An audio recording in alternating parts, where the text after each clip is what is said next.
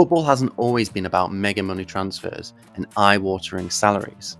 The first player on record to ever be transferred for a fee was Willie Groves in 1893. The Scottish striker made the switch from West Bromwich Albion to Aston Villa for a fee of just £100, although that's roughly £13,000 or $18,000 in today's money.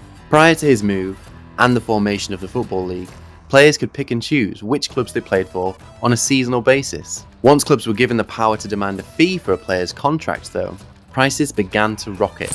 It took 30 years for the first £5,000 transfer to the first £50,000 transfer, and then just 15 years to hit £500,000. Then, in 1975, as the world record fee was approaching the million mark, Napoli signed Giuseppe Savoldi from Bologna for £1.2 million. Transfer fees would continue to rise exponentially. Diego Maradona soon became the first player in football history to set the world record transfer fee twice. Barcelona paid a then record £5 million to sign him, before offloading him to Napoli for another record fee of £6.9 million 2 years later. Jean-Pierre Papin then became the first £10 million player in 1992, joining AC Milan from Marseille, though, as before, his title as the world's most expensive player would not last for long. A young Ronaldo demanded two record fees in 96 and 97, either side of Alan Shearer's world record £15 million switch to Newcastle United. Real Madrid's Galactico era took football transfers into uncharted waters by breaking the record 5 times, with Luis Figo, Zinedine Zidane, Kaká, Cristiano Ronaldo, and finally Gareth Bale making the move to the Bernabeu. Madrid had a stranglehold on the market, and it was widely accepted that they could have any player that they wanted. They were kings of the transfer market. That was until Manchester United splashed a whopping £89 million to secure the return of Paul Pogba in 2016. With transfers now inflated well into the €100 million bracket, many predicted a collapse.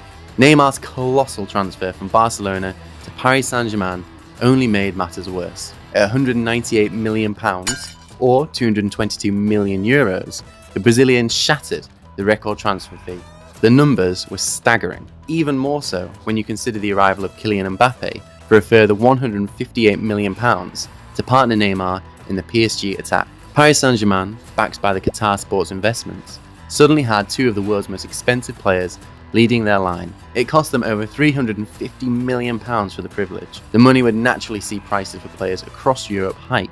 Barcelona had to part with £140 million for Ousmane Dembele, £105 million with add-ons for Philippe Coutinho, and £107 million for Antoine Griezmann. Liverpool were forced to pay almost £70 million for Alisson in 2018, a world record fee for a goalkeeper at the time, but it would take just 2 weeks for that to be eclipsed, with Kepa's £72 million move to Chelsea quickly following. Spending was spiralling out of control. Something eventually had to burst the aggressive growth in transfer fees.